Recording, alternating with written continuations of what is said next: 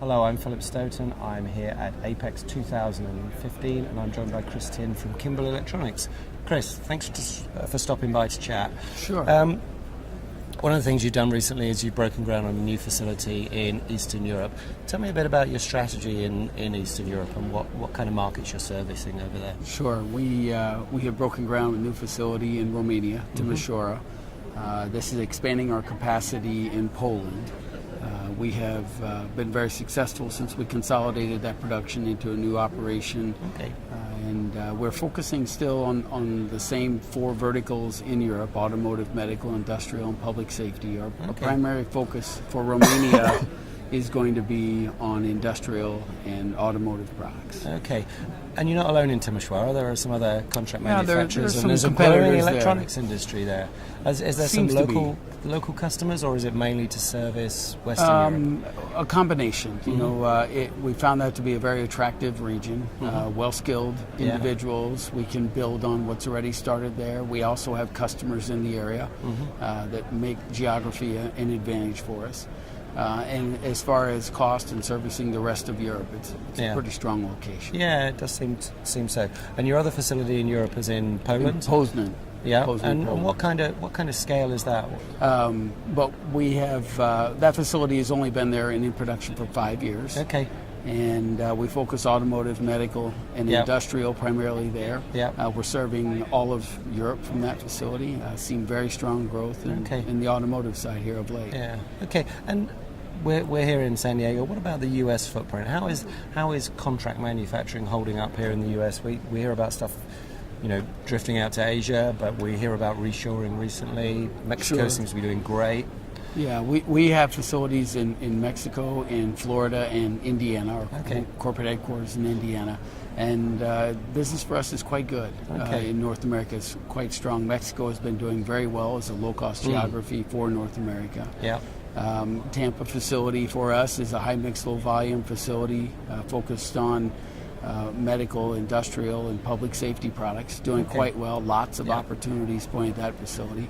And Jasper, our corporate headquarters, has been doing quite well. We've won several new automotive programs that are fitting quite well, servicing the Detroit market from there.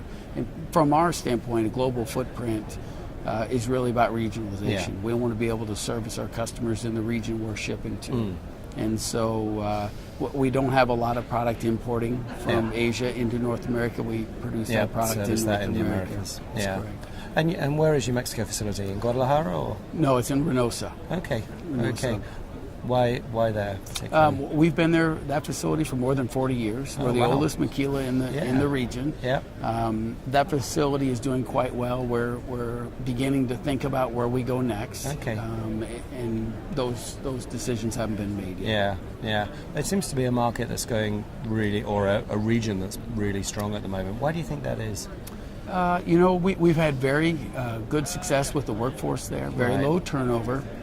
Very skilled, so being there for 40 plus years has been good for us. We think that most of our customers as well value the financial advantage you can get by being in Mexico as well. They are producing facilities, product in that region as well. And what if you look further south, let's say South America, and the market potential there, which, I don't know, I think Brazil hasn't provided the potential that everybody thought it would when it won the Olympics and the World Cup.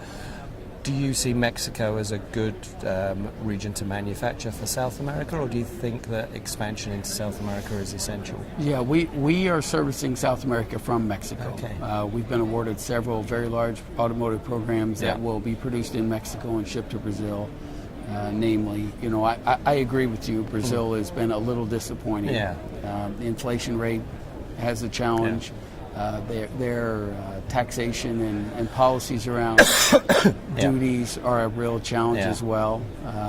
And it's much easier for us to get into a region we can leverage as an export from Mexico to the U.S. as well as export to Brazil. Yeah, and Mexico just seems to work very well. And who'd have thought 5 years ago that we'd be thinking of Mexico as the good, solid, steady, even keel? They've had their challenges as well, especially along the border.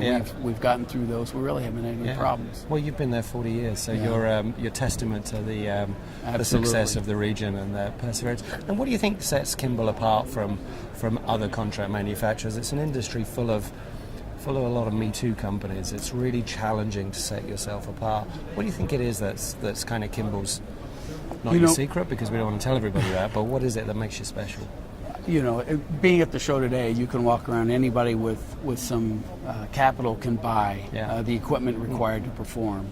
I think the systems that you put in place, how you execute those systems with the people, is the absolute key. Yeah. And our focus is 100% on customer service. Okay. We want to understand the customer's needs and expectations. Yeah. We create solutions, very flexible with how we engage commercially with our customers.